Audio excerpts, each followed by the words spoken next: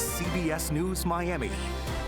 Good afternoon, and thank you for joining us. I'm Lauren Pastrana. Welcome to CBS News Miami's 4 p.m. Quickcast. Let's take a look at today's top stories. We begin now with some breaking news. This is video showing the aftermath of a dump truck and a school bus crash in Hialeah. Chopper 4 was over the scene along East 1st Avenue and 60th Street.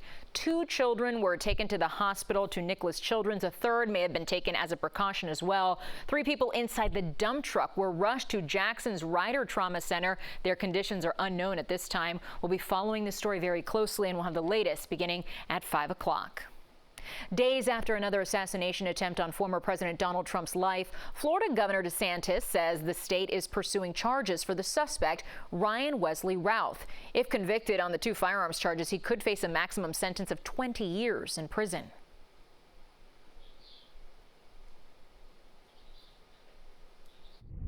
I think this is an offense that should merit a life in prison. And if we're not going to go to the fullest extent of the law, you're lowering the threshold at which someone in the future may try to do something like this. So I think it's really important for the people of Florida, but also for our country, that we pursue the most serious charges that are on the books to hold this guy accountable. And to say you're going to do a couple gun charges, that is not going to be sufficient. The governor also said he believes there's a better chance of the public to find out more information about the incident through a state investigation. And when he heard about the attempt at the golf course, Governor DeSantis says he knew exactly where it could have happened. CBS News Miami's Joan Murray is near West Palm Beach with more. I'm Joan Murray here at Trump International near West Palm Beach, where the second attempt on former President Donald Trump's life took effect.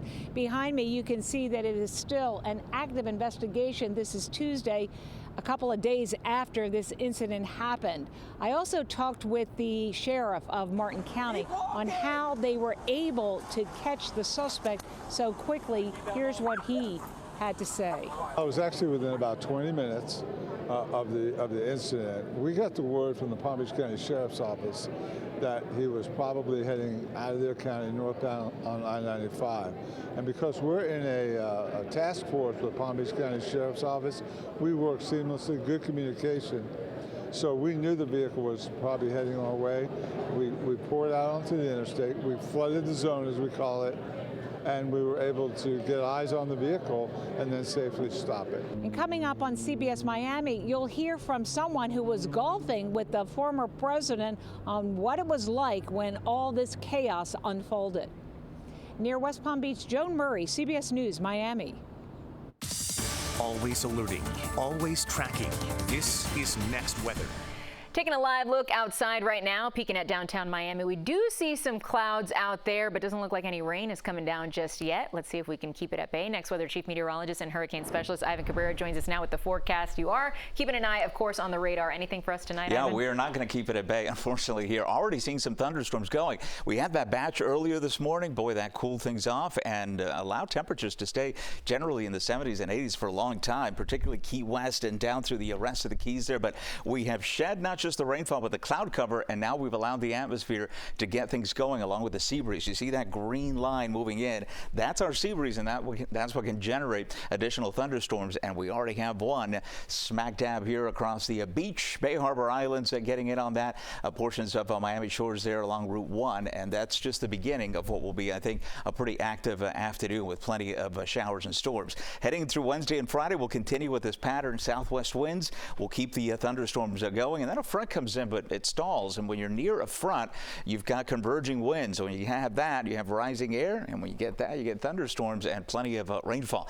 Here's Next Weather Rain Tracker, though, for the rest of tonight. Be able to see some showers and storms finally going away, and then by the time we get into tomorrow, we begin to see that batch through the morning hours for Wednesday. I think kind of the similar setup that we had for the Keys earlier this morning, and then by the afternoon, we'll start getting into some thunderstorm activity that will eventually push to the east. total rainfall, and this is through Friday. Some pretty good tallies. You can see atmosphere is tropical right now, so that holds a lot of moisture until the thunderstorms that develop can put down a quick amount of rain, 2 to as much as 3 inches in some areas here.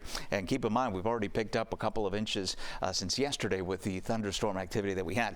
In the tropics, we had Gordon. We don't have Gordon. We may have Gordon again. So these are the remnants of Gordon, and now the Hurricane Center has tagged this again as a possible regeneration. It doesn't matter what Gordon does because it's going to be headed up to the north. Now, heading into next week, we're going to keep an eye on the Western Caribbean. Some models insisting on some development here, and some of that moisture could eventually impact us, but nothing imminent. Again, that's something for next week. Next high tides coming up. King tides with coastal flood advisories continue. Your rain chances there for tomorrow staying about 40 to 50%. The 7-day forecast will take us into the weekend with rain chances staying at around 50 and high temperatures right around 90. Ivan, thank you. King tide season is back during new and full moons like tonight. So we'll once again prepare for saltwater flooding during high tide. CBS News Miami's Ted Scouten is in Hollywood with more on what to expect.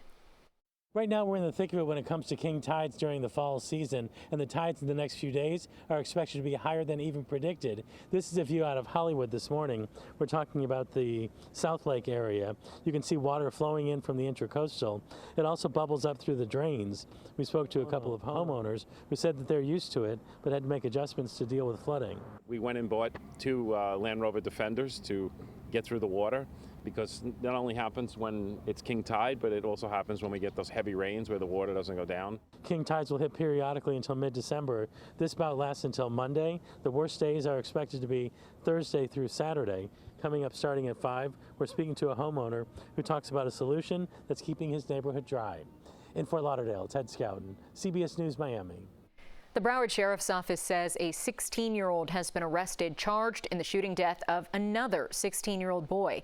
This happened yesterday afternoon on Northwest 25th Street in Wilton Manors. According to BSO, the teens were playing with guns when one discharged. The victim was taken to the hospital where he died. The teen suspect faces 1 count of manslaughter. CBS News Miami's Peter Dench is talking to the victim's family. We'll have his story coming up at 5. A Miami-Dade Commission meeting is happening right now as commissioners are set to make a big decision on where to build a new incinerator. The county is looking at 4 possible sites. Miami-Dade Mayor Daniela Levine Cava hosted a town hall discussing the pros and cons of each site with residents. 2 of the proposed locations are 2 miles or less from the city of Miramar near the Broward County line, and there's been strong pushback. The incinerator will replace the waste-to-energy facility which burned down last year in Doral. Miramar Mayor Wayne Messam has threatened to sue if Miami-Dade tries to build the incinerator near his city.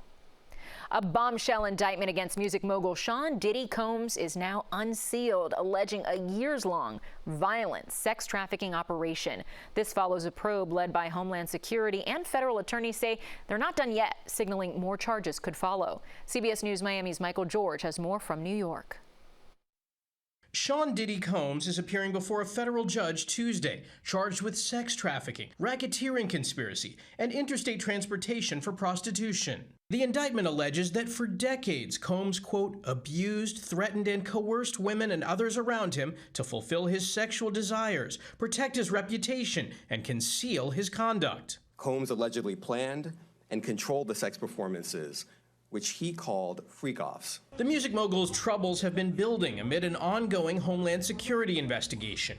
That included the dramatic images of raids on his mansions in Miami and Los Angeles back in March in connection with a possible sex trafficking probe. The lid was blown off when former girlfriend Cassie Ventura sued Combs back in November, claiming rape, abuse, and sex trafficking during their relationship. He denied wrongdoing and they settled out of court. Then, this past May, a disturbing video surfaced of Combs assaulting Ventura, and other victims have come forward. This is really serious. He's got the full weight of the federal government down on him, and they were patient. They took their time after the raids. So this is going to be extremely difficult for him to defend himself against. Combs has denied all allegations against him, and his attorney expressed confidence heading into court. He's going to fight this with all of his energy and all of his might and the full confidence of his lawyers, and I expect a long battle with a good result for Mr. Combs. Legal experts say a conviction on federal sex trafficking or racketeering could see a prison sentence in the double digits. Michael George, CBS News, New York. And here at home, Diddy's Star Island mansion was also raided. CBS News Miami's Anna McAllister is at that scene. Her report is coming up at 5. Instagram tackles parent concerns, what the social media giant just announced it's doing to protect teens, when we come back. Welcome back to CBS News Miami's 4 p.m. Quickcast. After years of public pressure, Instagram has new safety measures for teens. Meta, which owns Instagram, has provided demo video as it announced new restrictions on teen accounts. CBS News Miami's Jolene Kent sits down with Meta's global head of safety. Meta says it's trying to make Instagram safer for teens by automatically putting tens of millions of users under 18 into new Instagram teen accounts over the next 60 days. The move will in part make teen users' accounts private by default, only allow them to receive messages from people they follow or are connected to, limit exposure to sensitive content like videos of people fighting, and mute notifications between 10 p.m. and 7 a.m. Antigone Davis is the global head of safety at Meta. She says if users under 16 want to change these restrictive settings, they'll need parental approval. I mean, can't teens just get around these settings? If we see a teen try to set up a new account as an adult account, we're going to ask them to verify their age. If they have an ID, they certainly can provide an ID. We also use something called Yoti, which basically looks at facial features and says, this person is under 18, this person is over 18.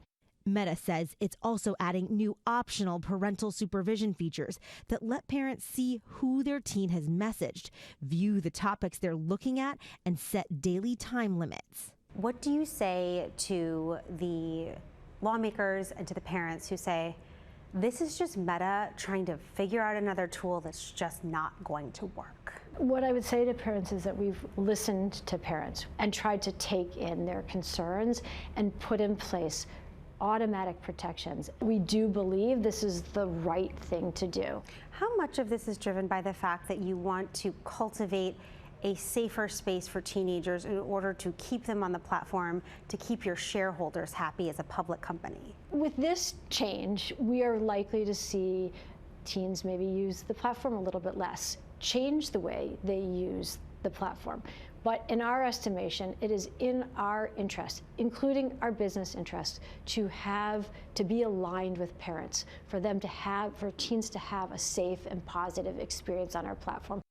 Now, to be clear, 16 and 17-year-olds will be able to change the newly automated restrictive settings without parental permission.